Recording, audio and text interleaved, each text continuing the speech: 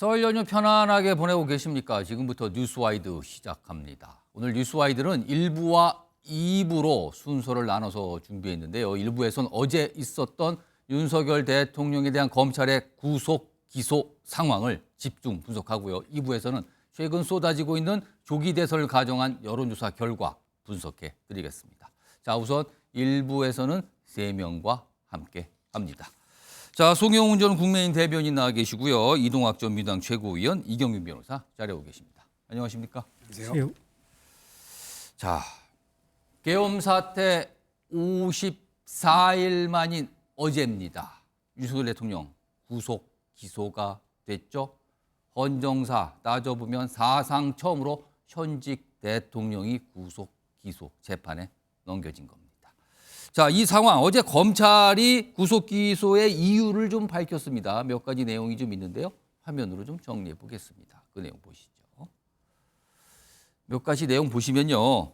우선 보완 수사를 못했지만 여기에는 검찰의 약간 법원에 대한 불만이 좀 담겨 있어요. 2차례 요청을 했죠. 구속기간 연장해달라고. 근데 법원에서는 받아주지 않았는데 보완 수사 못했지만 기존 증거 자료로 기소함이 상당하다고 판단했다. 이런 설명이 하나 있었고요. 또 한 가지는 이거는 기소 중에서도 구속 기소의 이유가 되겠죠.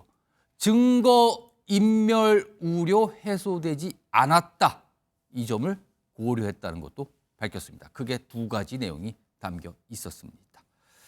자, 우선 이경민 변호사께 질문을 좀 드려야겠는데요. 윤석열 대통령 앞으로 이제 구속 기소가 된 이후에 6개월 동안, 그러니까 최대 6개월 동안 구속 상태로 재판을 받게 된다 그러는데 왜 6개월인 겁니까? 형사법에 보면 이제 구속된 피고인이 재판을 받을 때 2개월 동안 구속을 한다라고 되어 있고요. 예. 그리고 2번에 걸쳐서 갱신을 할 수가 있습니다. 그렇게 되면 이제 최장 6개월이 되는 것이고, 예. 그래서 구속된 상태에서 재판받는 걸 가정을 하게 되면 법적으로 이제 6개월이 최대이기 때문에 예. 그 상태에서 1월 지금 말 정도니까 기준으로 이제 계산을 해본다면 한 7월 말 정도에 빠르게 되면 이제 구속된 상태에서 1심 판결이 선고가 된다면 7월 말 정도로 예상을 할 수가 있다. 6개월까지라는 걸 감안해보면 7월 정도에는 1심의 결과가 나올 수 있다 이렇게 보시는 겁니까? 그렇습니다. 근데 만약에 이제 재판이 진행되는 과정에서 조금 이제 늘어지게 되는 그런 상황이 생긴다라고 하면 예. 그럼 어쩔 수 없이 재판에서도 이제 피고인이 석방을 할 수밖에 없거든요. 그러면 윤 대통령을 석방을 한 상태에서 진행을 하게 되면 이후에도 재판 절차는 계속해서 진행이 될 수는 있겠지만 예. 구속된 걸 전제로 해서 1심 판결을 선고를 한다면 그 기한은 6개월이기 때문에 7월 말 정도가 예상이 된다라고 최장 예상을 하면 그렇게 될 것 같습니다. 그럼 처음에는 2개월이고 2차례 연장이 돼서 6개월인데 그러면 그게 연장이 안 될 수도 있는 겁니까? 근데 법원에서 이제 이게 충분한 심리가 안 됐다라고 하게 되면 본인들의 판단 하에 이제 갱신을 할 수가 있기 때문에 예. 그거는 연장이 된다라고 보시면 될 것 같습니다. 그래서 최장 6개월 동안 구속 상태로 재판을 받게 된다. 그리고 그 이후에는 석방이 되는 거네요. 그럼 그 시간이 지나가게 되면. 예, 맞습니다. 일단 이런 상황으로 와 있습니다. 자, 그리고 어제 검찰이 기소를 하면서 구속 기소를 하면서 그 혐의가 있잖아요. 기소의 이유. 이용인 변호사, 내란 우두머리 혐의만 적용을 했습니다. 근데 원래 공수처 수사도 그렇고요. 검찰이 초기에 수사할 때도 직권남용으로 수사를 하다가 그와 관련된 범죄가 내란죄다. 그래서 이렇게 진행된 거 아닙니까? 근데 직권남용으로는 기소하지 않는 거는 기소를 할 수 없는 겁니까? 기소를 일부러 뺀 겁니까? 일단 헌법 84조에 보면 대통령의 경우에는 형사불소추 특권이 있습니다. 그렇기 때문에 지금 이 직권남용죄로는 형사불소추 특권이 적용이 돼서 이제 기소를 할 수가 없고요. 그런 상태이기 때문에 결국은 지금 검찰에서는 내란죄, 이 형사불소추 특권의 예외가 내란죄, 외환죄인데 내란죄에 한정해서 지금 이제 형사불소추 특권이 적용되지 않기 때문에 재판을 이제 해부를 했던 것이고 그래서 지금 상태에서는 아직 대통령의 신분이 유지가 되고 있기 때문에 지금 내란죄로만 조사를 하게 되지만 이후에 헌재의 결과에 따라서는 이 지금 직권남용죄도 이제 기소가 안 된 부분에 대해서 이 부분에 대해서도 다시 이제 절차가 진행이 될 수 있다. 그래서 이후에는 그런 부분들에 대해서 다른 혐의에 대해서도 만약에 조사가 진행된다면 그 부분에 대해서 이제 대통령의 신분이 유지되는지에 따라서 계속해서 절차가 진행될 수 있다고 보시면 됩니다. 직권남용죄의 경우는 현직 대통령이기 때문에 이걸로 기소할 수가 없다. 그러니까 탄핵 심판 결과를 봐서 그 이후에 이건 판단한다. 이 문제입니까? 그렇습니다. 그러면? 그 이후에는 절차 진행될 수 있습니다. 그래서 어제 검찰은 내란죄, 특히 내란 우두머리 혐의로만 구속 기소를 했다는 겁니다. 자, 이와 관련해서요. 지금 어제 검찰의 판단이 있었던 거죠. 이에 대한 여야의 반응이 좀 나왔습니다. 뭐 예상, 지금 시청자 여러분 아마 예상하실 거예요. 상당히 엇갈린 반응이 나왔죠. 들어보겠습니다. 부실한 증거와 불완전한 수사에 근거한 기소는 사법 정의를 구현하기는커녕 국민적 갈등과 국론 분열을 부추기는 결과를 낳을 뿐입니다. 공수처의 불법적 체포와 부실 수사가 이번 사태를 초래한 근본 원인임을 자명합니다. 검찰은 공수처의 불법 수사를 단죄하기는커녕 이를 근거로 기소를 강행함으로써 공수처의 하청기구, 기소대행기구로 전락한 모습을 전 국민 앞에 보여준 것입니다. 마침내 내란 수괴에 대한 단죄가 이제 시작됩니다. 피고인 윤석열은 모든 국민은 법 앞에 평등하다는 법의 대원칙을 받아들이고 재판에 성실히 임하십시오. 더 이상 궤변과 거짓말, 자기 부정으로 신성한 법정에서 법관을 우롱하지 마십시오. 자, 이런 뭐 굉장히 상반된 반응이 나왔죠. 그리고 대통령실 관계자의 반응도 좀 있었습니다. 화면으로 정리해 볼까요? 이렇게 돼 있죠. 국민이 뽑은 대통령을 여전히 국가 원수인 대한민국 대통령을 불법의 편법에 더해 구속 기소한 현 상황 야속하고 안타깝다. 이런 대통령실 고위 관계자의 반응이 어제 언론을 통해서 좀 알려졌죠. 이 얘기 두 분과 함께 좀 해보겠습니다. 우선 송영훈 전 국민의힘 대변인께서는요. 비상계엄 사태 54일 만입니다. 그 사상 처음 현직 대통령의 구속 기소. 이거 어떻게 좀 평가하실까요? 일단 대단히 안타깝고 불행한 일이죠. 헌정사상 초유의 일인데 12월 3일 이 비상계엄 선포 자체부터가 민주화 이후에 우리나라 헌정사상 처음 있는 일 아니겠습니까? 그 이후로 진행되고 있는 일련의 일들 중에 헌정사상 초유의 일들이 대단히 많습니다. 예. 하나같이 불행하고 안타까운 일이라는 생각이 들고 자 그러면 이제 이 지점에서 앞으로의 대한민국에 대해 생각을 해봐야 됩니다. 예. 사실 저는 비상계엄 선포 이후에 일관되게 세 가지의 회복을 이야기하고 있거든요. 첫째는 헌정 질서의 회복이고 두 번째는 정치의 회복, 특히 우리 정치의 예측 가능성 회복입니다. 세 번째는 민생 경제 회복인데 자 이제 윤 대통령이 구속 기소가 되었으니 앞으로는 이 회복이라는 과제를 누가 더 잘 달성할 수 있느냐. 이것이 관건입니다. 그런데 사실은 윤 대통령에 대한 탄핵소추안이 국회에서 가결된 이후에 약 한 달 동안 민주당이 전국의 주도권을 거의 완벽하게 쥐었었습니다. 예. 그런데 그 과정에서 헌정질서 회복에 있어서는 야당은 공수처가 수사해서 이 내란죄 혐의를 규명하라고 했는데 사실은 공수처가 수사하는 과정에서 오히려 더 많은 난맥상과 혼란이 초래됐습니다. 예. 그리고 정치와 정치의 예측 가능성을 복원하는 문제에 있어서는 야당 주도로 한덕수 대통령 권한대행을 탄핵소추함으로써 우리 정치의 예측 가능성이 오히려 더 많이 떨어졌다는 평가가 나왔습니다. 그리고 민생경제 회복에 주력해야 되는데 제1야당 대표인 이재명 대표는 6대 시중은행장을 모아놓고 특정 인터넷 매체에 사기업인 은행이 광고하는 문제를 거론하지 않았습니까? 민생경제 회복과 같은 본질과 거리가 먼 문제죠. 예. 자, 이런 상황에서는 제가 앞서 말씀드린 세 가지 회복이라는 키워드와 과제를 이제는 국민의힘과 여권이 받아 안아서 안정되게 국정을 수습하는 모습을 보여드려야 된다고 생각합니다. 그렇게 함으로써 앞으로의 대한민국에 대한 다시 그 복원과 어떤 희망의 가능성을 제시해야 국민들의 마음을 얻는 길로 갈 수 있지 않을까 저는 그런 말씀을 이 지점에서 꼭 드리고 싶습니다. 자, 이동학정 민주당 최고위원. 네. 혹시요. 어제 저녁에 그러니까 한 7시 정도 무렵에 구속기소 결정이 최종적으로 알려졌어요. 그러니까 검찰도 좀 시간을 들였습니다. 사실 이 판단까지. 네. 혹시 이동학 전 최고위원은 윤석열 대통령에 대해 검찰이 구속 기소하지 않을 가능성, 혹시 가능성이 있었다고 생각하십니까? 가능성이 있었다고 봤습니다. 어떤 이유에서 그렇게 혹시 그런 생각을 하셨어요? 아니 윤석열 대통령이 재임하는 기간 2년 반 동안 예. 김건희 여사에 대해서 들이댔던 잣대가 법의 잣대가 굉장히 물렁물렁했잖아요. 그러니까 그런 걸 놓고 보면 이 검찰이 여전히 무소불위의 권력을 휘두르고 아직까지 사법 체제도 인정도 안 하고 있는 그런 대통령을 상대로 해서 과연 저 법 집행을 엄정하게 할 수 있을까? 그것에 대한 의심이 좀 있었습니다. 예. 그럼에도 불구하고 어쨌든 이 검찰은 기소를 했는데요. 예. 저는 이제 여러 가지 과제가 남았다고 봐요. 이번 과정을 통해서 윤석열 대통령이 스스로 정의, 공정, 상식, 법치 이런 것들을 강조했던 유달리 그런 걸 강조했던 대통령임에도 불구하고 마지막에 잡혀가기 싫어서 구질구질한 모습을 계속해서 보여오지 않았습니까? 예. 또 하나 헌법재판소나 지금 계속해서 이야기하고 있는 것이 자신의 극우 지지층들을 계속해서 도발시키는 그런 작업들을 계속 하고 있거든요. 예컨대 이 우리나라의 선거가 부정선거다. 예. 이런 얘기를 계속 하고 있고요. 스스로가 이 사법 체계에 대해서 부정하다. 그리고 불법하다. 이렇게 오히려 덮어 씌우고 있는 상황이거든요. 그래서 지금 국민의힘을 통해서 오히려 구구파들의 목소리가 지금 뭔가 주류로 지금 오고 있는 과정이에요.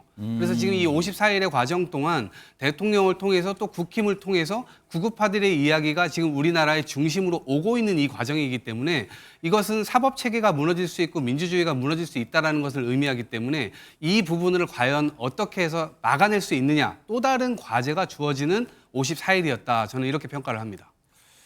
자, 이경민 변호사. 어제 검찰이 구속 기소하면서 이제 공소장이 만들어진 거잖아요. 그걸 법원에 제출한 상태니까요.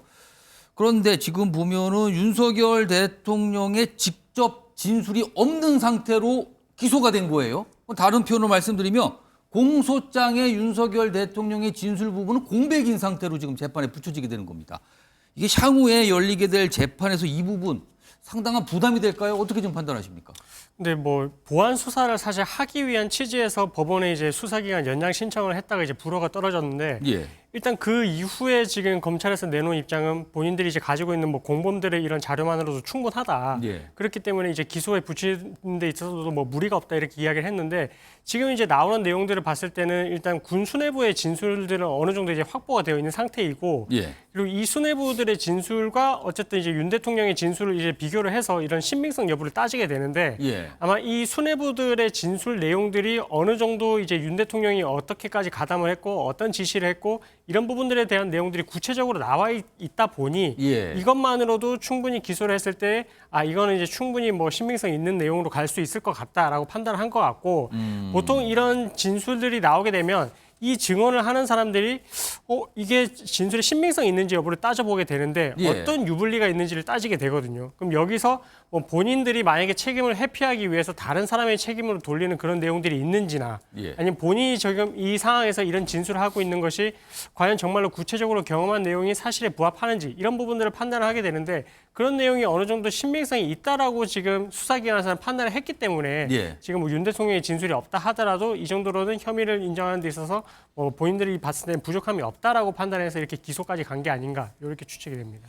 자, 송영훈 전 대변인도 법조인이시니까 뭐 비슷한 취지의 제가 질문을 좀 드릴게요. 지금 어제 검찰이 기소를 하면서 그 자료에 대한 언급도 좀 자세히 했어요. 그러니까 공수처 쪽에서 마련된 자료, 그다음에 경찰 쪽 자료, 그리고 검찰이 자체적으로 이 이른바 이제 공범에 대해서 수사한 자료 이런 것까지 포함해서 넘겼다라고 했는데 그러나도 아까도 말씀드렸지만 공소장상의 윤석열 대통령의 진술은 공백 상태입니다. 이거는 재판에서 좀 어떤 영향을 줄까요? 저는 궁극적으로는 큰 영향은 없을 걸로 봅니다. 그냥 사건 자체를 객관적인 시선에서 봤을 때, 예. 법률가의 시선에서 봤을 때는 그렇게 보여요. 왜냐하면은 우리가 이제 내란죄라고 하는 것은 형법상 용어로 집합범이라고 합니다. 여럿이서 같이 하는 것이 전제가 되어 있거든요. 집합법. 그러니까 예. 반대말은 그럼 단독 뭐 범죄 이렇게 되는 겁니까? 그렇죠. 그러니까 사실은 이제 거기 안에서 이제 가담한 정도를 구분해서 무슨 뭐 우두머리니 중요 임무 종사니 뭐 부하 수행이 이런 것들을 예. 이야기하지 않습니까? 그런 것이 형법에 규정이 되어 있는데 어쨌든 이렇게 여럿이 같이 하는 것이 전제가 되어 있기 때문에 그 중에서 중요 임무 종사 혐의를 받고 있는 사람들은 이미 다 구속 기소가 됐습니다. 예. 그리고 그들에 대해서 상세하게 공소장이 작성이 되어서 법원에 제출이 된 것이죠. 그 공소장 중에 대표적으로 김용현 전 장관의 공소장을 보면은 거기에 윤 대통령 이름이 많이 등장합니다. 예. 즉 관련된 사항에 대해서 이미 상당 부분 조사가 있었다는 것이죠. 관련 인물들의 진술을 통해서. 그렇다면은 윤 대통령이 본인이 조사를 받지 않았을지언정 사실 검찰에서 조사를 했다고 하더라도 진술 거부권을 행사하실 가능성이 상당히 있고 그렇다면은 어차피 윤 대통령 본인의 진술이 아니라 중요 임무 종사자라든가 그 밖에 윤 대통령과 12월 3일 비상계엄 전후에 소통했던 인물들의 진술 그리고 그 인물들이 다시 법정에 나와서 한 그 법정 진술들을 통해서 앞으로 검찰은 입증해 나가고자 할 것이기 때문에 예. 윤 대통령의 조사 여부가 그렇게 관건적으로 작용할 것 같지는 않다. 이게 이제 제가 보는 시각입니다.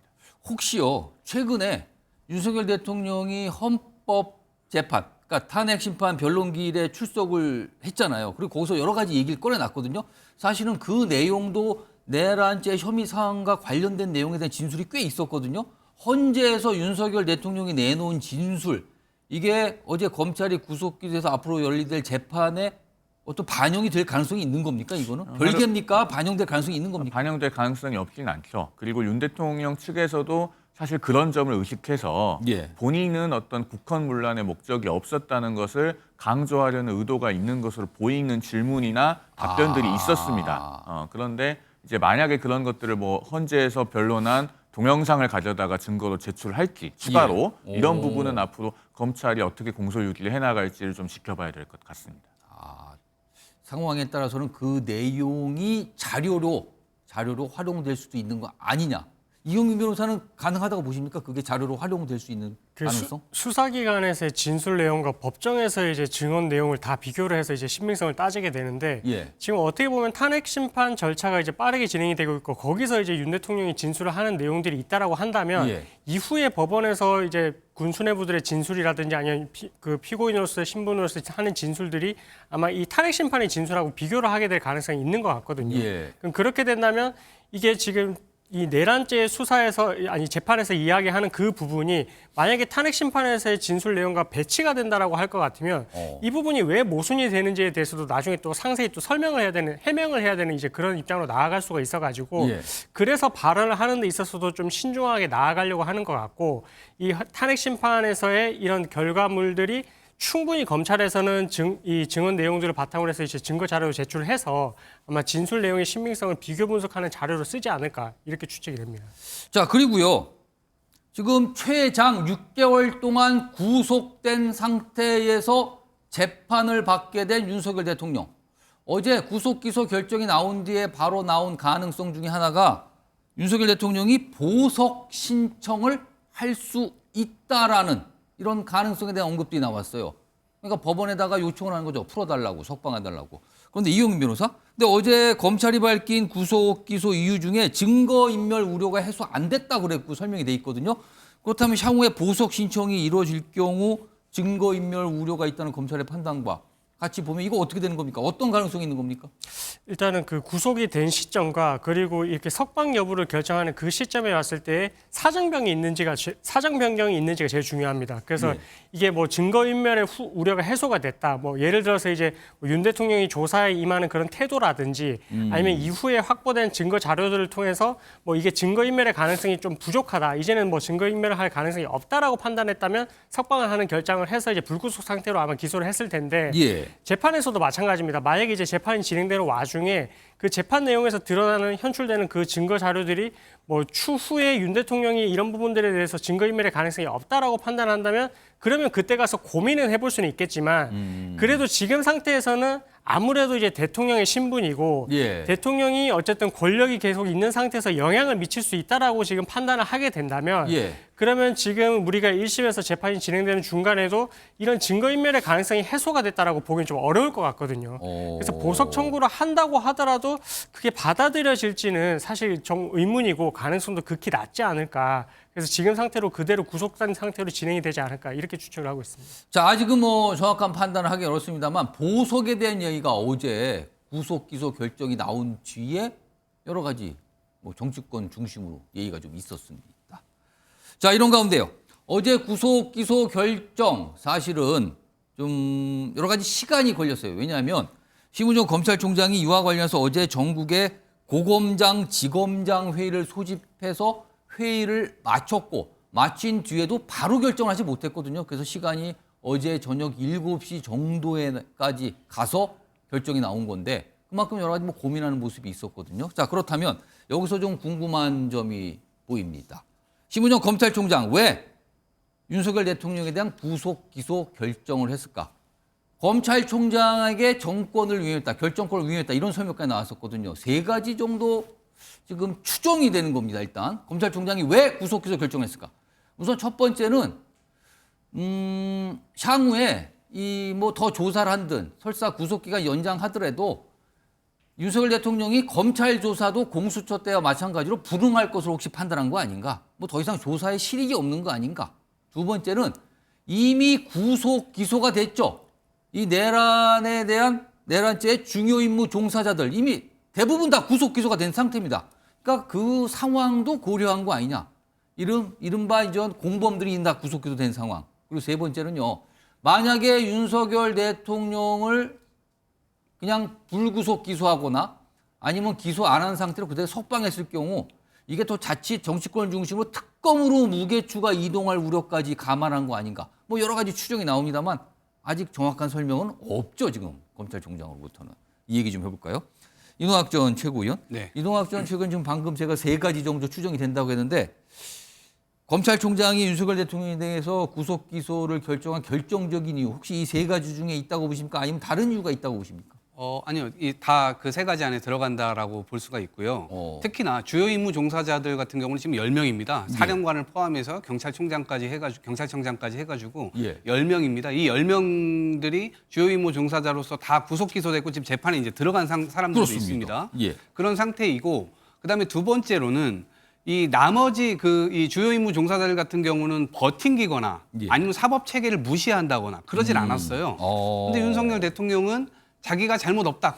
끝없이 그렇게 이제 버팅기면서 나머지 사람들과는 좀 다르게 행동을 했죠. 그리고 검찰 스스로는 아마 좀 부담이 있었을 것 같아요. 이것을 만약에 불구속 뭐 한다거나 혹은 빠지는 어떤 결과를 내게 될 경우에는 예. 심우정 검찰총장이 역시 검찰은 팔이 안으로 굽는구나. 이런 비판, 이런 것들을 엄청나게 받았을 것 같고 특히나 스스로가 본인의 어떤 결단을 통해서 한 게 아니라 고검장 회의를 열었단 말입니다. 회의를 일단 열었어요. 네. 의견을 듣는다는 거였죠. 거기서. 그렇죠. 네, 이것은 약간 자신의 부담을 좀 골고루 좀 나누기 위한 그런 이 정치적인 활동이 아니냐 이렇게 이 해석이 됩니다. 결정에 대한 책임을 좀 분산한다 이렇게 그렇죠. 보시는 겁니까? 네, 나 혼자의 결정이 아니라 검찰 모두의 행동이었다 이렇게 하고 그 다음에 격가지로 일정 부분 이것에 대해서 동의하지 않는 목소리도 있다라고 또 흘렸거든요.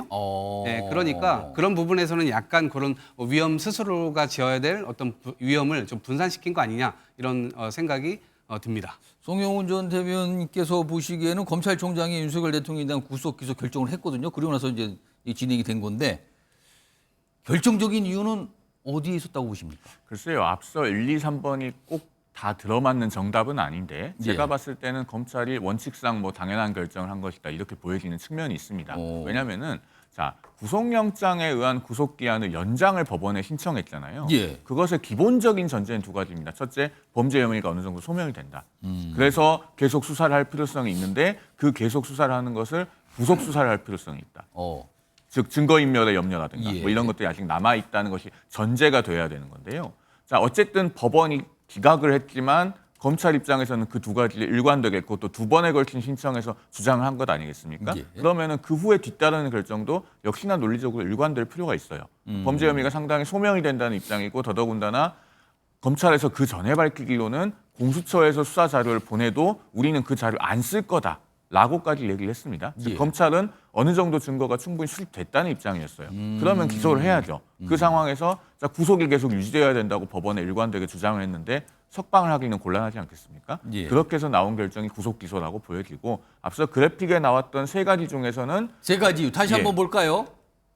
3가지 중에서는 그래도 제가 봤을 때는 2번이 검찰의 고려사항이지 않았겠는가. 2번 그러니까 그렇습니다. 종사자들. 그렇습니다. 10명이 구속 기소가 됐는데 그러면은 이른바 우두머리 혐의를 받는 윤 대통령에 대해서만 불구속으로 기소한다는 것은 조금 맞지 않지 않느냐. 그러니까 내란 중요 임무 종사자들은 이미 다 전원 다 구속 기소가 됐는데 우두머리에 대해서 우두머리 혐의를 받고 있는데 구속 기소 안 한다. 이거는 좀 뭔가 안 맞는다 이 뜻입니까? 그런 의견이 아마 개진되지 않았을까 하는 게 제 추론입니다.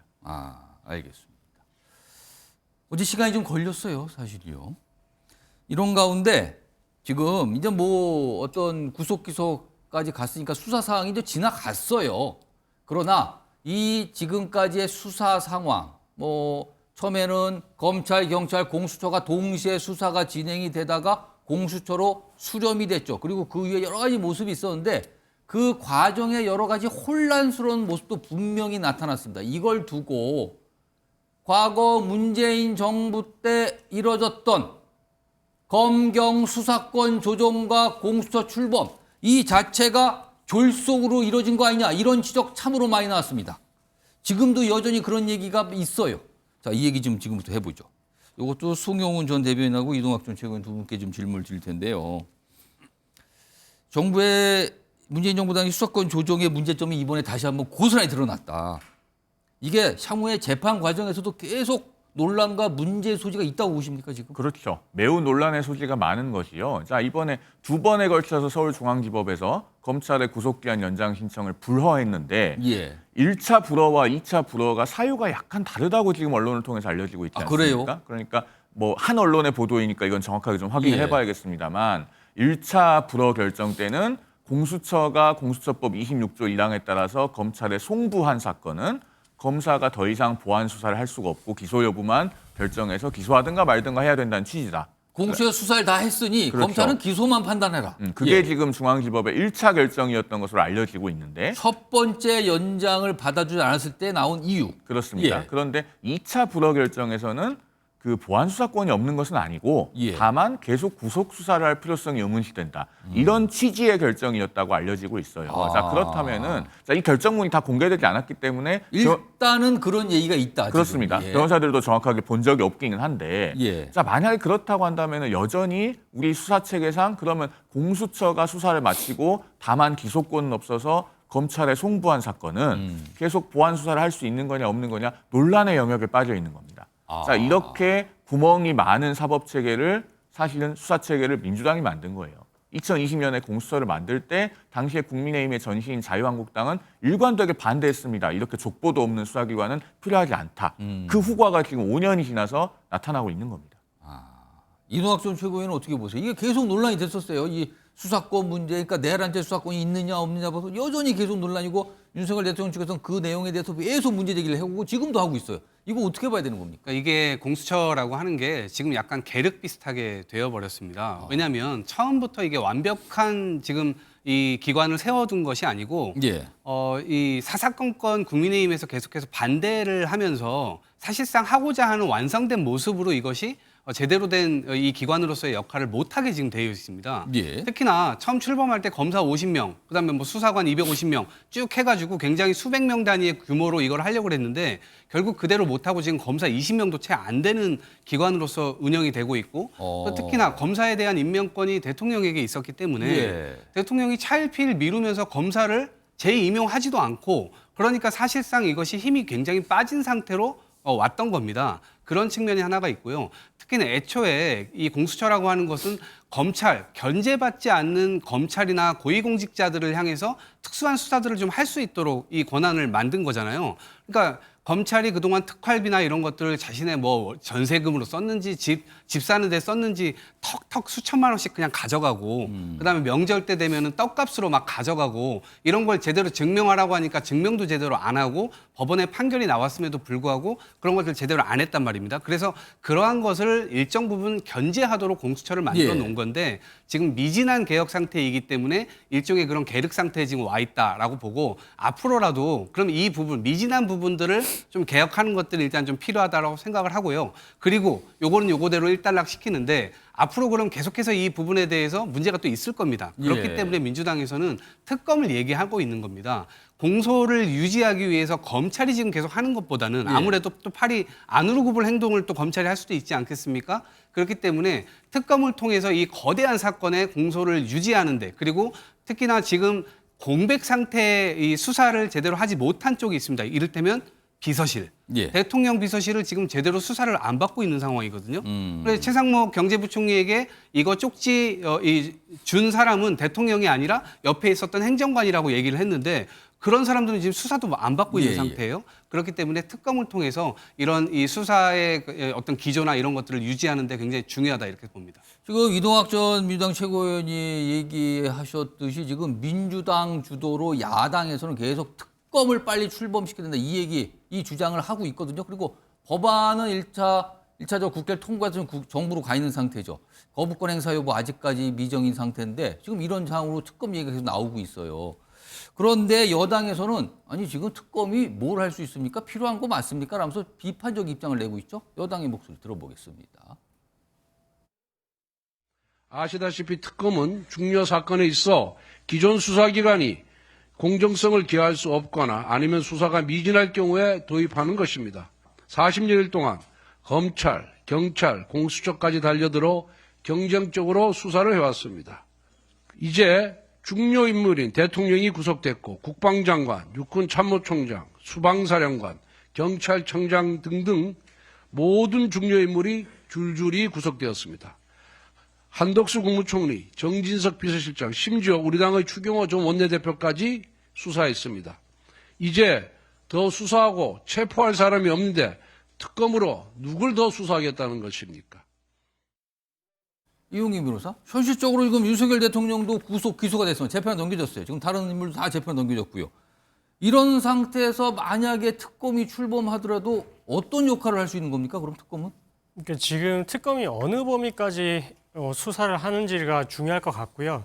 그래서 만약에 지금 재판에 넘어간 걸 지금 기준으로 따지게 되면 사실 내란죄 하나입니다. 예. 내란죄 하나 가지고 지금 내란의 우두머리인지 여부에 대해서 만약에 특검이 한다라고 하면은 당연히 이제 공소유지를 전담하는 부분 쪽으로 이제 집중이 될 텐데. 그 내란죄 수사보다는 재판을 유지하는, 그렇습니다. 공소를 유지하는 예, 역할. 그렇습니다. 그렇게 따지게 되면 사실 실효성이 없다라는 그런 주장도 일리가 있는 건 맞지만 예. 또 한편으로 생각을 해보면 이 이외에 또 다른 제명에 대해서도 이제 어쨌든 다른 혐의에 대해서도 이제 조사를 할 필요성이 있다라고 판단을 하게 된다면 그러면 특검을 출범을 시켜가지고 이런 부분들에 대한 의혹을 해소하는 데 있어서는 또 빠르게 진행시킬 필요성이 있다. 그러면 그 뜻은 특검이 만약에 출발해서 수사를 한다면 다른 혐의로 확장이 될 가능성이 있는 거 아니냐 이 말씀인가요? 그렇습니다. 그런 부분에 있어서는 또 이제 특검이 역할을 또 할 수 있는 여지도 있어가지고 예. 그래서 뭐 이 당에서는 계속 야당과 여당이 뭐 위헌적인 부분이 있다 이런 부분들에 대해서 이제 의혹이 해소가 돼야 이제 특검이 뭐 협의를 할 수가 있다 이런 이야기가 나오고 있는데 그런 부분은 차치하고 어쨌든 뭐 혐의 부분에 따져서는 뭐 역할이 있는 부분도 발생할 수 있다라고 해석을 하면 될 것 같습니다.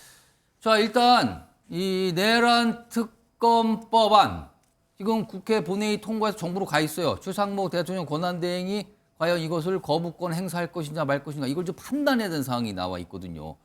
특검이 만약에 출범하더라도 지금으로서 상당히 시간이 걸릴 수밖에 없다. 이거는 맞아 보이는 상황입니다. 자, 이런 상황이고요.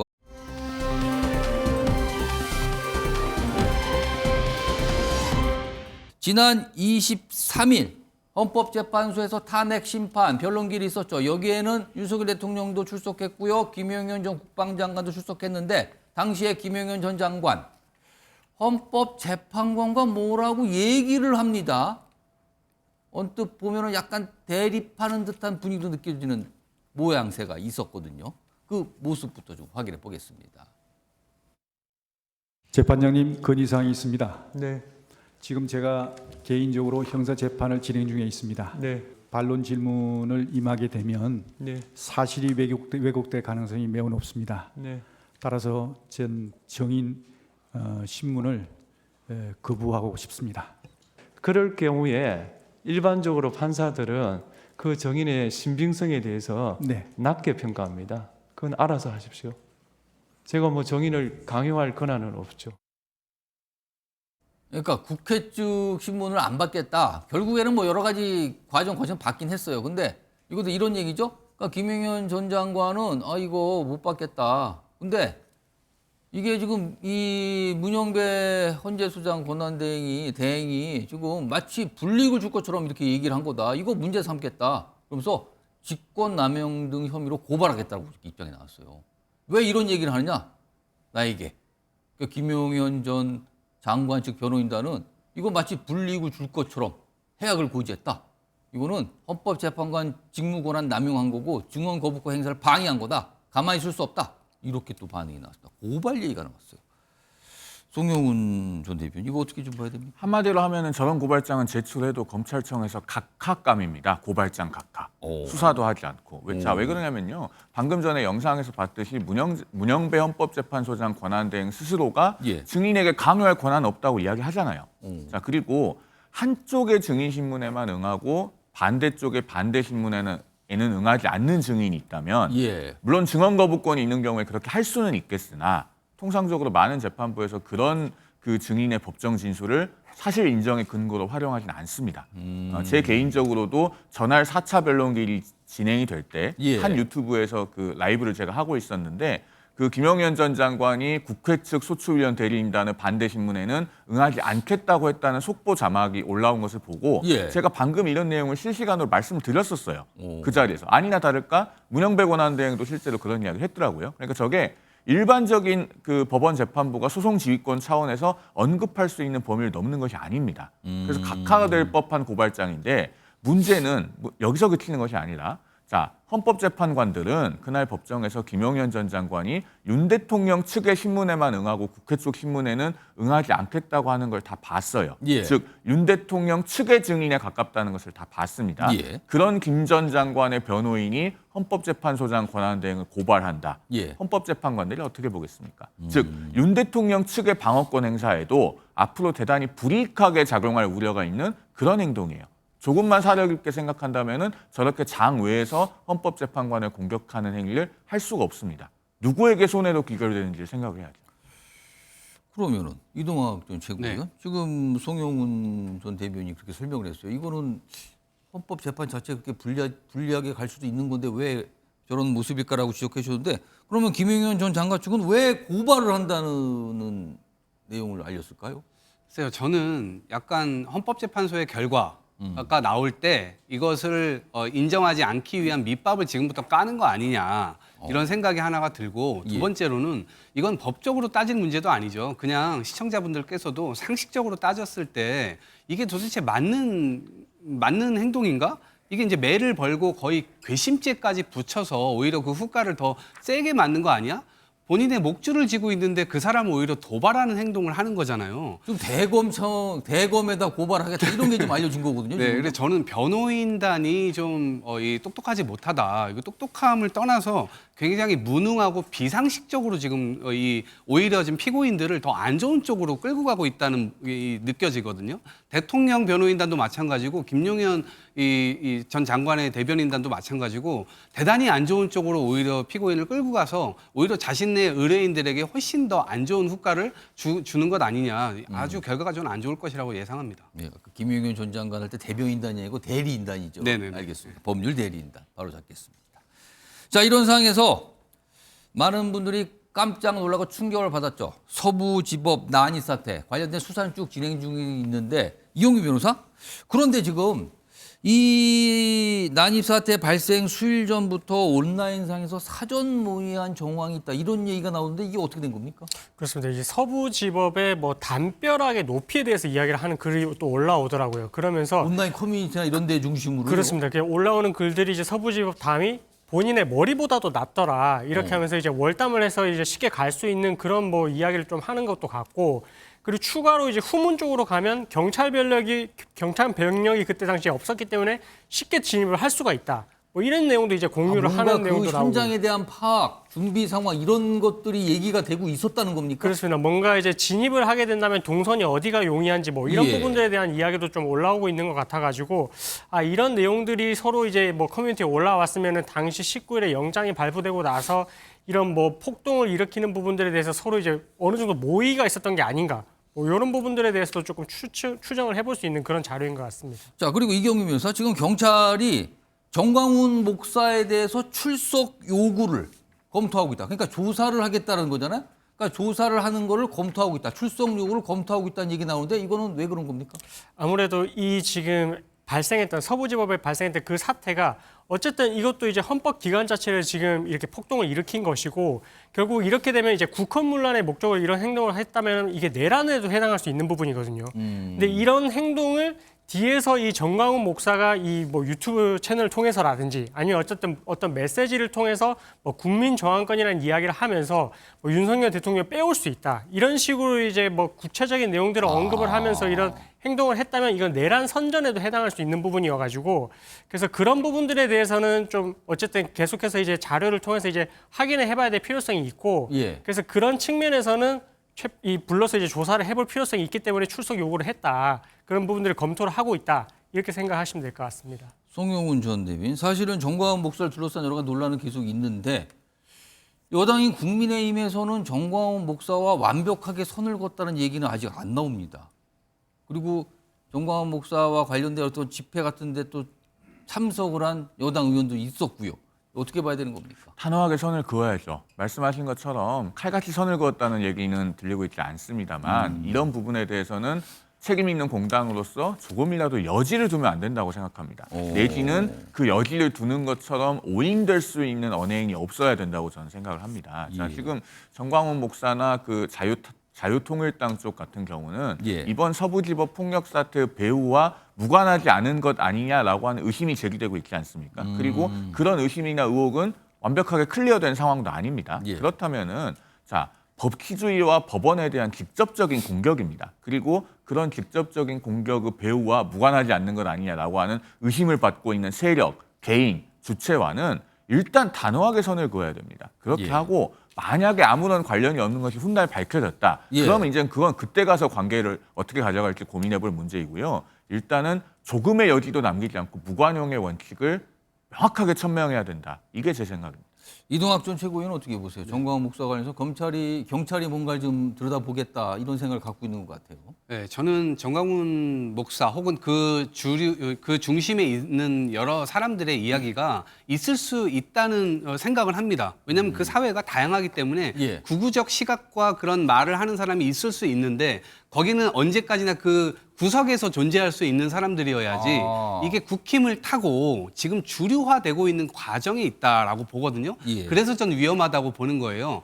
제도권으로 이것이 들어오면서 그것이 주류화되고 거기에 주류화된 정치인들이 오히려 그들을 활용하고 오히려 주류 쪽으로 끌고 들어오고 이렇게 되면서 한국이 그동안 수십 년 동안 만들어왔던 민주주의, 사법체계 이런 것들을 전부 다 형해화시키는 위험이 있는 거거든요. 근데 그것에 대해서 지금 국민의힘에서 손을 딱 끊지를 못하고 오히려 거기 가서 머리 조아리고 그들을 오히려 활용해가지고 지금 지지율을 올리는데 활용한다거나 이런 일들을 지금 벌이고 있는 거거든요. 대단히 이런 부분들은 지금 국민의힘에서 딱 끊어줘야 되는데 그런 지점에서 굉장히 큰 우려가 됩니다. 알겠습니다.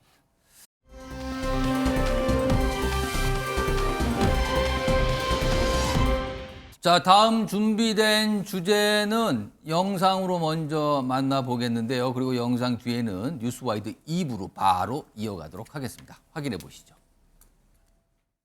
뭐 그것도 국민들의 뜻이니까 저희로서는 겸허하게 수용할 수밖에 없습니다. 이제 우리 민주당에 대해서 더 큰 책임과 역할을 요구하고 기대하는 것이 아닌가 이런 생각을 합니다. 더 낮은 자세로 겸허하게 책임감을 갖고 임하는 것이 우리 민주당이 해야 될 일이라는 그런 생각을 하게 됐습니다. 지지율 하락의 이유는 민주당 이재명 세력 자신에게 있습니다. 자기한테 원인이 있는데 왜 여론조사 업체의 팔목을 비틀고 있습니까? 다이어트에 실패해놓고 체중계를 부수는 꼴입니다. 민주당이 지지율을 올리고자 한다면 그동안 자행해온 연쇄 탄핵, 입법 폭주부터 인정하고 사과하십시오. 이념과 진영이 밥 먹여주지 않습니다. 검든 휘든 지만 잘 잡으면 좋은 고양이 아니겠습니까?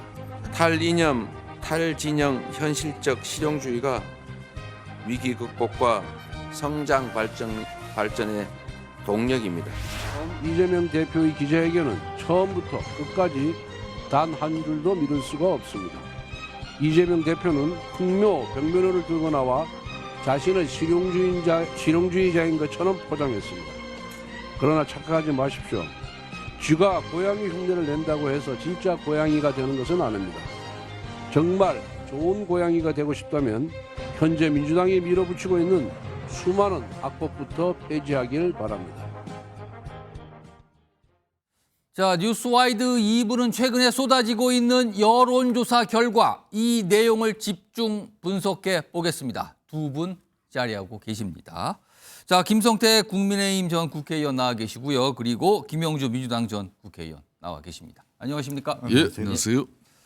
자, 우선 김영주 전 의원님. 최근에 정당 지지율도 참 많이 나와요. 근데 공통된 점이 보이는데 국민의힘과 민주당이 접전입니다. 최근에 이런 상황을 고렸을 때 많은 분들이 약간 의외로 받아들여졌어요. 근데 그게 꽤 지금 지속이 되고 있는데 특히 2017년 박근혜 전 대통령 탄핵 그 당시에는 이러지 않았다.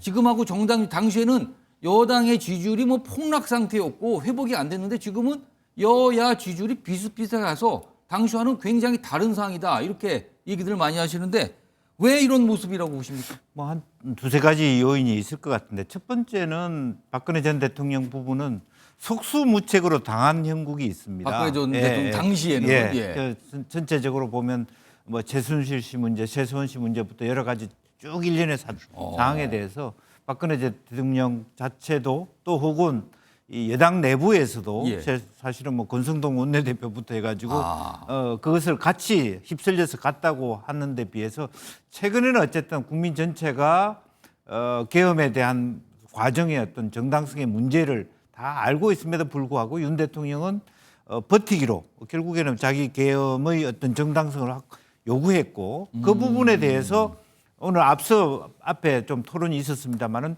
정강훈 목사를 비롯해서 극우들이 찬동함으로써 마치 윤 대통령의 소속 정당이 마치 자유통일당인 것처럼 상당히 어떤 이 역주행하는 그런 요소가 있고 그렇게 된 배경은 이재명 대표의 사법 리스크가 분명히 있다. 그래서 해볼 만하다. 예컨대 계엄의 부분에 대해서도 오죽하면이라고 하는 부분이 있고 오죽하면 민주당이 하도 탄핵을 많이 했으니까 그 이유를 한번 보자.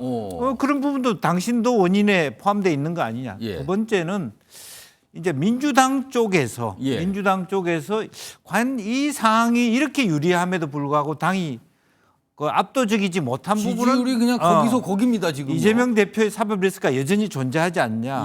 선거법 2심 결과 나올 때까지 조금 더 호흡을 가다듬으면서 과연 만에 하나 2심에서 좀 1심과 똑같은 결과가 나왔을 경우는 혹여라도 후보 교체를 해야 될 가능성도 있지 않느냐 하는 민주당 지지자, 진보적 지지자들은 고민에 빠져 있고 소위 여당 지지자들은 역으로 보면 그래 우리가 뭐 잘못했어 하는 어떤 오히려 반동하는 그렇기 때문에 박빙 부분이 있고 다만 그럼에도 불구하고 정권 교체에 대한 국민들의 바람은 사실은 정권 교체해야 되는 쪽이 높은 것 같습니다. 좀 높게 나와요. 지금요. 높게 나오지만 누구로 교체냐의 부분에 대해서 고민이 되고 있기 때문에 매우 혼란스러운 형국이 보여지고 있다. 그렇게 봐야 됩니다. 김성태 전 의원께서 보시기에는 지금 2017년과 2025년 정당 지지율의 흐름 모습이 다릅니다. 왜 그런다고 보세요?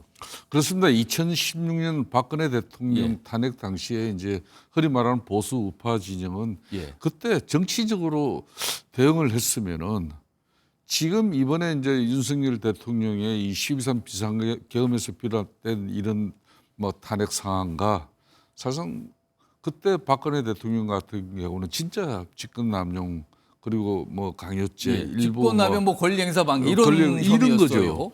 그렇기 때문에 그때 정말 정치적으로 당내 그냥 보수 진영이 분열돼 있어가지고 정치적으로 제대로 대응하지 못해가지고 그냥 탄핵 정국을 일방적으로 맞이할 수밖에 없었던 그런 막 교훈을 반면교사로 삼으면서 지금 당 지도부가 나름 이게 헌법과 법률에 의해서 탄핵 절차나 또 법률적 위반 행위에 대해서는 형사소송법 절차에 따라서 적법한 정당한 절차에 의해서 이루어지게 해달라.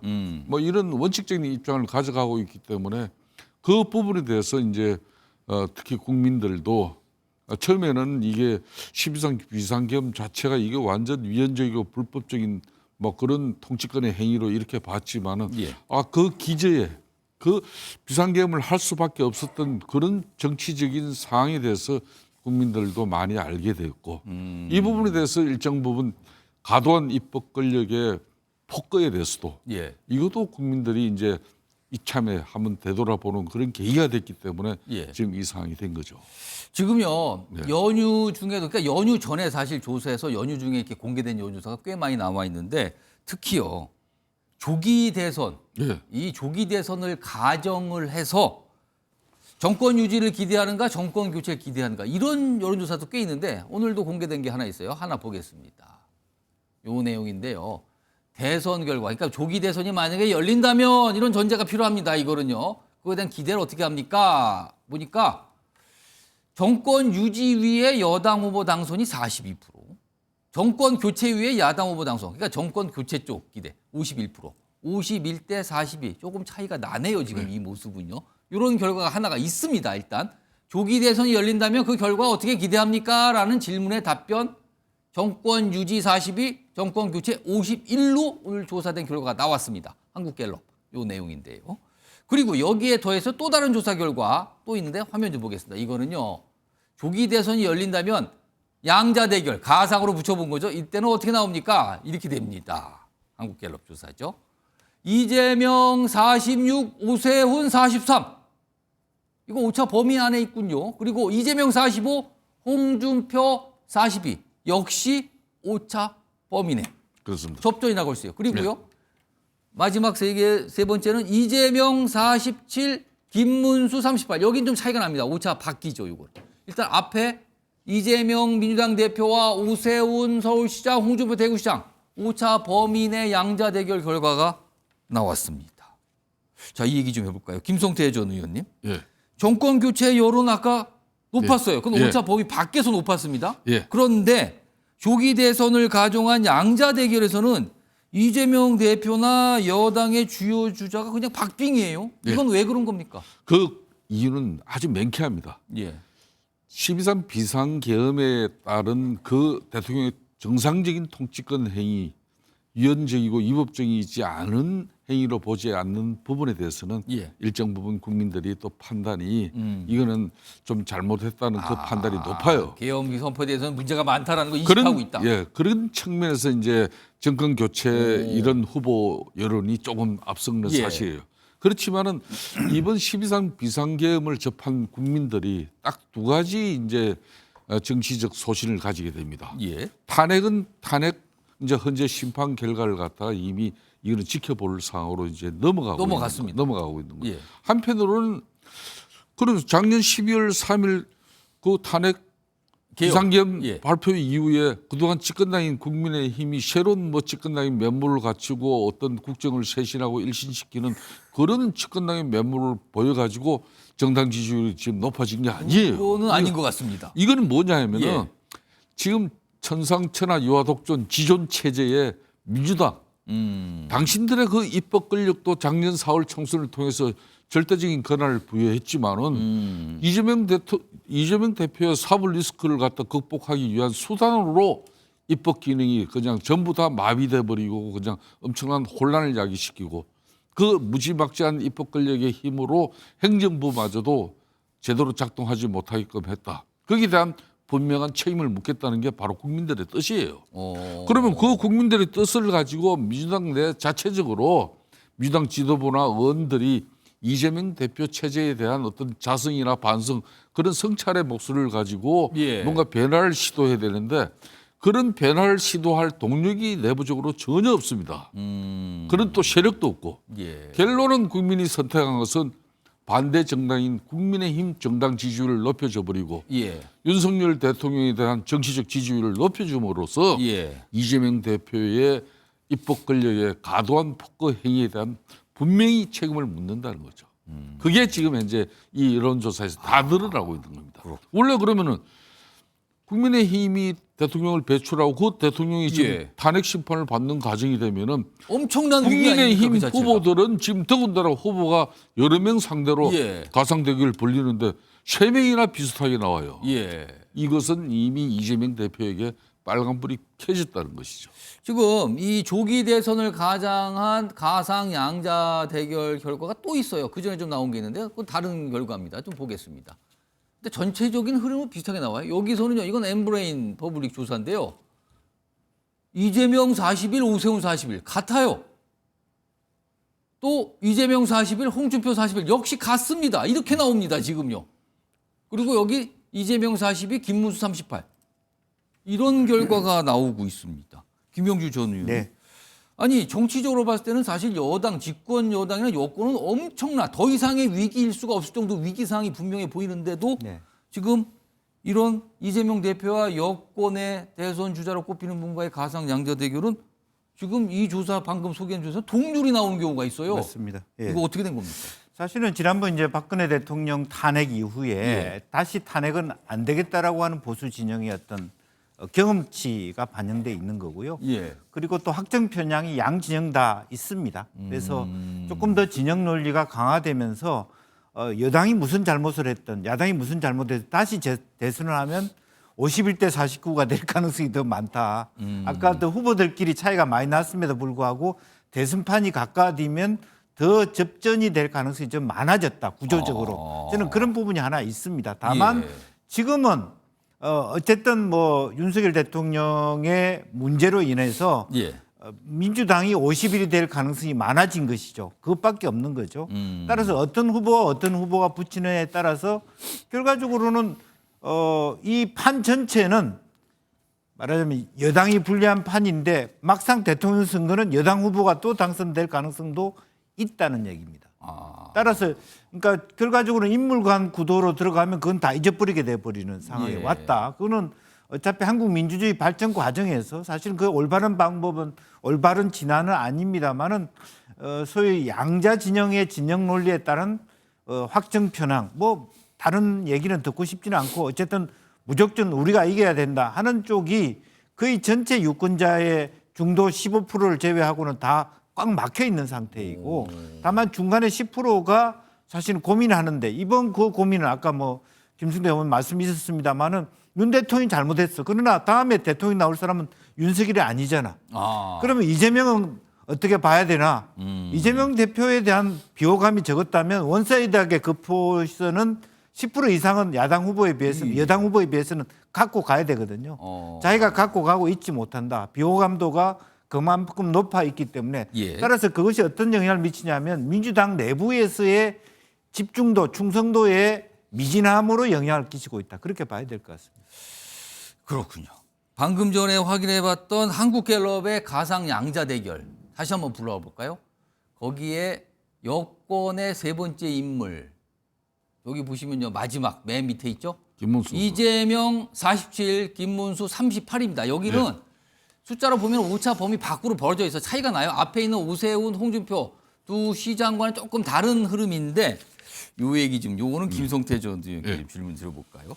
지금 대선 주자 다자 대결 조사가 나오면 물론 이재명 대표가 제일 앞서지만 그 다음이 김문수 장관입니다. 그래서 여권 내에서는 1위로 나와요. 다자 조사에서는요.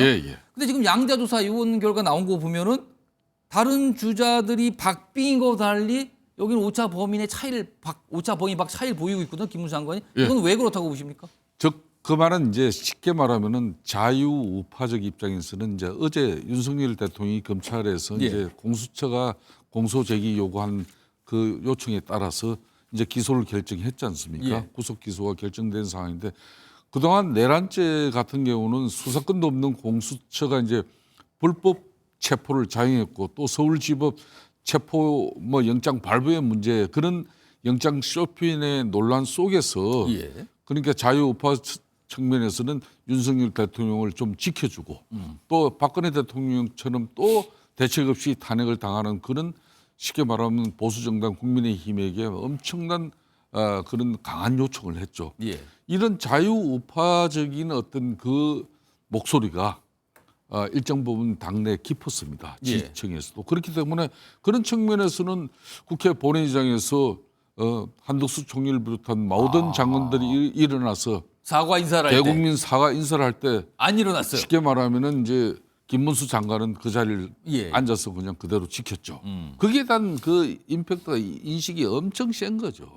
그런 측면에서 이제 김문수 지금 현재 고용노동부 장관에 대한 판단이 있었지만은 어제 이제 검찰의 이제 윤석열 대통령에 대한 기소 시점부터 이제 국민의힘 지지층에서도 이제 중도 확장론으로 이렇게 분위기가 달라질 수 있습니다. 그러면 그 말은 김문수 장관은 중도 확장성은 조금 약하다 보시는 겁니까? 뭐 저는 지금 한 두 개 YTN하고 지금 현재 갤럽 조사 이 내용만 보면 거의 비슷하게 나왔잖아요.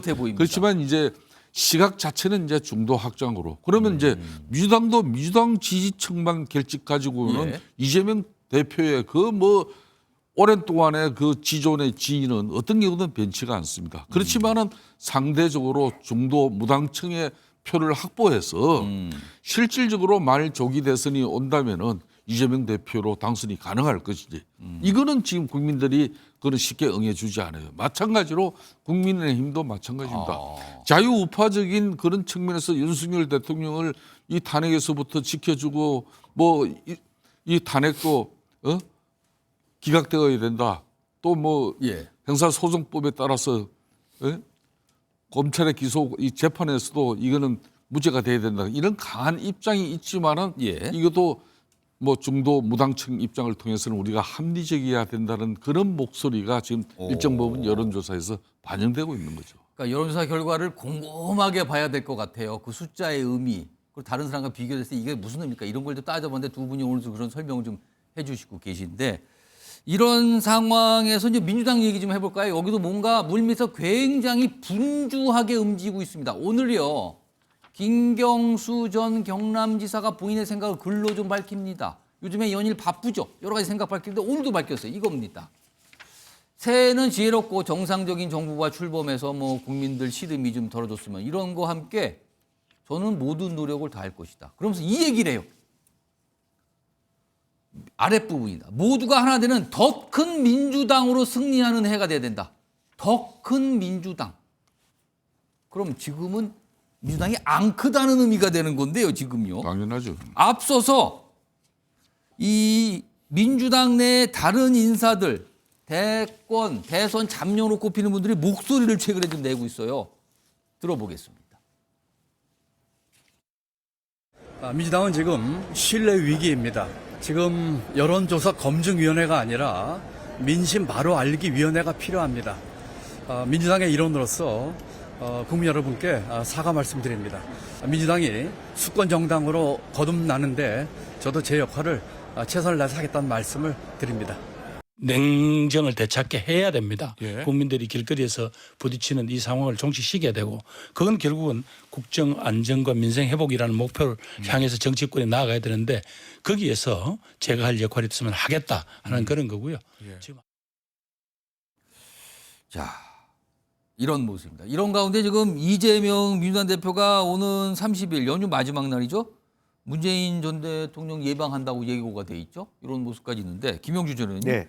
향후에 비명계와 관련해서 민주당 상황 어떻게 전개될 것 같습니까? 저는 어쨌든 뭐 비명계다 친명계다 이런 참보다는 우선 첫 번째는 이재명 대표의 2심 재판의 결과, 선거법 결과가 어떻게 될 것인가. 그거 사실상 지금 3월 중에 나오는 걸로 잡혀 있는 거죠? 지금? 2월 말 3월 초 정도에서 만약 1심 유죄가 그대로 굳어져서 2심까지 간다면 그때부터는 굉장히 대대적인 변화가 있을 겁니다. 우선 그 변화는 결과적으로는 호남에서 일어날 거라고 보여지고요. 또 아마 이제 후보가 아니라 정세균 의장이라든지 또 호남에 있었던 뭐 김원기 전 국회의장이라든지 이런 호남의 주요한 원로들이 2심 전심으로 이와 같은 정도면 지금 여론조사도 그걸 반영하는 거예요. 그 이재명 후보로 갈 수 없는 거 아니냐라고 하는 어떤 아직은 후보가 아니고 만약에 대통령이 된다면 이재명 후보가 될 수 있는데 그거는 쉽지 않은 거 아니냐는 목소리를 내기 시작할 거다. 그래서 그런 준비를 하고요. 또 하나는 지금 이제 우리 김승배 의원도 아시겠습니다만은 헌정의 안에 사실은 그 임기 단축 개헌을 통해서 하자라고 하는 또 하나의 목소리도 있어요. 그 목소리는 여야 원로들이 다 있는데 그게 민주당 쪽 원로들이 꽤 그런 목소리가 셉니다. 그런 면에서 이재명 대표가 그런 부분에 안 응하는 것에 대한 불만이 또 있습니다. 그래서 이제 그런 것을 보면서 그 다음에 이제 실제적으로는 그럼 누구냐 대안이라고 하는 부분에 대한 뭐 김동연이 될지 김부겸이 될지 김경수가 될지 이제 그런 부분에 대한 그들 나름대로 사실은 이분들이 저는 주축이 돼서 스스로 뭔가 결과를 내기는 어렵다고 봐요. 김부겸이 혼자 깃발 든다고 되는 것도 아니고 김동연이 되는 것도 아니고 김경수 더군다나 어렵다고 보고 또 문재인 대통령이 될 수 있는 상황도 아닙니다. 문재인이 깃발 든다고 뭐 누구를 하자고 될 상황은 아닌데 호남 내부의 논의가 지금 벌써 스물스물 피어오르기 시작하고 있거든요. 다만 호남 내부에서도 이재명 대표가 2심에 무죄를 받았을 경우에 내려앉힐 수는 없다. 다만 그거는 뭐 어쩔 수 없이 그분의 리스크가 크더라도 그거는 인정해 줘야 된다. 다만 그것이 아니고 1심의 결과 거의 굳어졌을 경우에 실제로는 후보를 바꿔야 될 수 있는 부분을 준비하자. 이미 논의가 거기까지 진척되고 있는 상황입니다. 자신 될 것이다가 아니라 실제로 보면 예. 그래서 그걸 아직까지는 수면 위로 올리고 있지 않습니다. 그러나 지금 이제 1월이 다 갔지 않습니까? 예. 앞으로 한 달 동안에 서서히 그런 내부적인 목소리, 지금 이 각 후보들의 잠재 후보들의 목소리도 스멀스멀 올라갈 것이고, 그러니까 결과적으로는 전반적으로는 호남이 예. 어떤 후보를 정해가는 과정이 있다. 저는 그렇게 봅니다. 김성태 전 의원께서는 뭐 소속 정당은 아니고 저 옆에 경쟁 정당의 상황이거든요. 근데 네. 특히 민주당의 비명계 인물 중에서 특히 주목하시는 인물이 주목하고 계시는 인물이 있다면 누굽니까? 저는 이재명 대표를 제외하면은 다 주목합니다. 그러니까 앞으로 만일 조기 대선이 오면은 예. 이재명 대표가 아닌 합리적 대화 타협을 중시하는 그런 정치인이라면 민주당 정치인이면은 예. 국민들한테 거부 반응이 훨씬 덜할 겁니다. 그렇기 때문에 저희들 입장에서는 사실상 지금까지 정치가 실종된 타협 없는 대통령 통치 권력과 극단적인 입법 권력의 대충돌은 대한민국의 불행을 어떻게 보면은 이미 예견한 거 아닙니까? 예. 그런 측면에서 이제 국민은 그들의 양진영의 노예가 되어버린 그런 행국이 지금 되어버린 것이죠.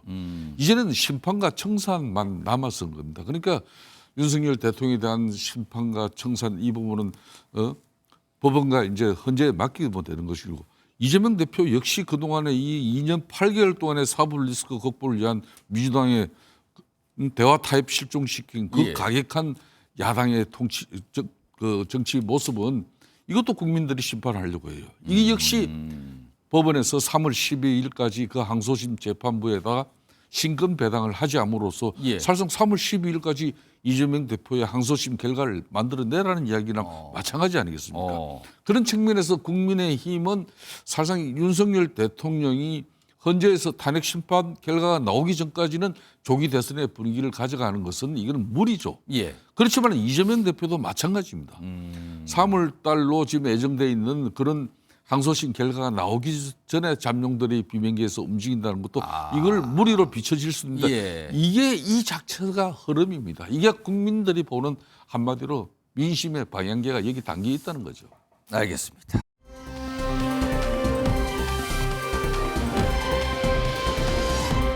마지막 주제는 군소정당인 개혁신당. 여기는요, 한마디로 말씀드리면 굉장히 소란스럽습니다, 지금요. 의원 3명의 정당, 뭔가 굉장히 분열상이 나타나고 있는데 우선 화면을 정리해 볼까요? 이런 일까지 지금 벌어졌어요. 내용이 이렇습니다. 그동안 사실은 허은하 개혁신당 대표와 이준석 의원 그리고 이준석계와 극심한 갈등이 있었는데 지금 이 개혁신당에서 당원 소환 투표를 통해서 허은하 대표를 직무정지시켜버렸어요.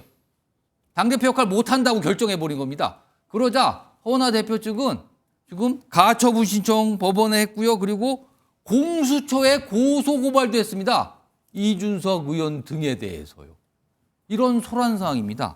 그리고요, 최근에 허은하 대표, 이거 전 대표라고 해야 됩니까? 이제 대표라고 해야 됩니까? 지금 이런 상황이에요. 갈등이에요. 인정 안 하고 뭐 또 이렇게 조치 취하고 그런 건데 허은하 대표가 뭐라고 또 얘기를 합니다. 이준석 의원 등과 관련해서요. 들어보겠습니다. 예전에 국힘에서도 절대 다수의 당원들이 그리고 윤핵관들이 얼마나 그를 내쫓기 위해 노력했습니까? 네, 그렇죠. 그랬는데 그때 그 모습 그대로를 답습하고 있는 것이 이해가 가지 않아요. 근데 왜 그때의 개혁가는 어디 가고 그렇게 외치던 공정과 상식은 어디로 가고 작금의 행태는 정말 기존의 당시 윤석열처럼만 보인다. 어쩌면 그때의 국힘과 윤석열보다도 더한 모습을 보이는 이유가 뭘까? 그 답을 아직도 사실 모르겠어요. 김용주 저는 저런 비판까지 나왔어요. 그때보다 더하다 지금. 왜 개혁신당 장전 총론 때 굉장한 주목받았잖아요. 근데 왜 이렇게 된 겁니까 지금? 사실은 저는 어쨌든 뭐 허은하 의원의 대응도 뭐 대표의 대응도 뭐 나름대로 의미가 있습니다만 결과적으로는 이준석 대표의 리더십의 한계의 문제라고 봅니다. 결과적으로는 물론 그 원칙과 상식이 있지만 사실은 이준석 대표 말에 의하면 허은하 의원이 비례대표 달라고 요구했다라는 얘기까지를 밖에다 공부하고 그럼 처음부터 이 문제는 김철근 사무총장을 유임시키냐 마느냐부터 시작됐습니다만은 사실은 저는 솔직하게 이게 본인은 그렇게 보이지 않고 싶었는지는 모르지만 이건 이준석 당으로 스스로 인정하고 본인 스스로가 당대표 하면서 허나원 비례대표 하나 줬으면 훨씬 더 뭐 안정적으로 가면서 서서히 이 말하면 작은 정당이 새 분리기를 할 수 있었다고 봅니다. 예. 그런데 그 안에서 이렇게 내로남불적인 상식, 내로남불적인 어떤 공정 이런 것으로 인해서 꼬여졌다고 봐요. 그래서 솔직히 이 당은 이준석 당인데 이준석 당은 아닌 것처럼 허은하 대표를 내세웠다면 허은하 대표가 국회의원 할 수 있도록 이준석 대표가 사실은 도와줘야죠. 그걸 안 하니까 안 하면서 실제로는 이준석이 자꾸 치고 있는데 허은하 의원이 불만을 내세우니까 저런 방식으로 나타내고 결과적으로 본인이 당했던 방식으로 다른 사람을 사실은 쳐내는 그런 결과를 내는 거 아닙니까? 결과적으로는 누가 손해입니까? 허은하 의원의 손해는 없습니다. 어떤 면은 정치적 무게로 보면 이준석 대표의 이미지의 손실만 있다 그렇게 봅니다.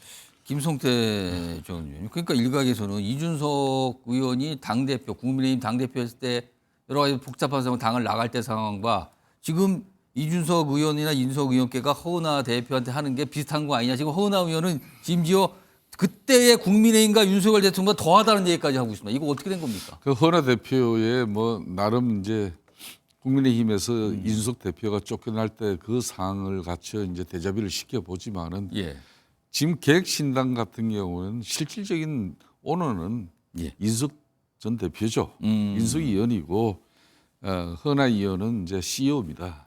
CEO인데 실질적인 소유주와 CEO, 그러니까 이 소유주가 아닌 CEO 이 관계입니까? 이 발단은 이제 김철근 사무총장을 갖다 허은하 대표가 경질을 하면서 아무리 물론 당 대표니까 경질을 할 수는 있습니다. 그렇지만은 실질적으로 대주주 오너들에게 이 부분에 대해서 좀 상의를 해가지고 내가 CEO로서 이렇게 회사를 운영하는데 이렇게 전무이사가 기획총괄 전무이사가 이렇게 참 제대로 역할도 해내지 못하고 성실치 못하다. 그래서 좀 교체합시다.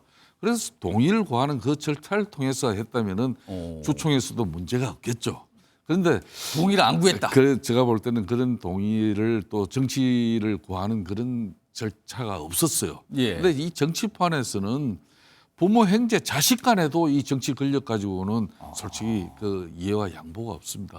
그런 측면에서 부딪힌 건데 개혁신당은 이제 미니 정당으로서 어떻게 보면은 이번에 큰 상처를 입은 것은 사실입니다. 그렇지만은 뭐 비온 뒤에 땅이 더 굳어진다고 비록 허은하 대표 입장에서도 이제 당헌 소환 투표를 통해서 대표직은 날아갈 위기에 처했지만은 보다 크게 개혁신당의 그런 가치에 대해서 고민하고 이준석 대표도 오늘도 한 번 더 생각해 봤으면 좋겠습니다. 자, 아직까지는 뭔가 해결됐다는 얘기는 아직 안 들리네요. 기다려 보도록 하죠. 자, 오늘 뉴스와이들은 여기서 마무리하겠습니다. 시청해 주신 여러분 고맙습니다.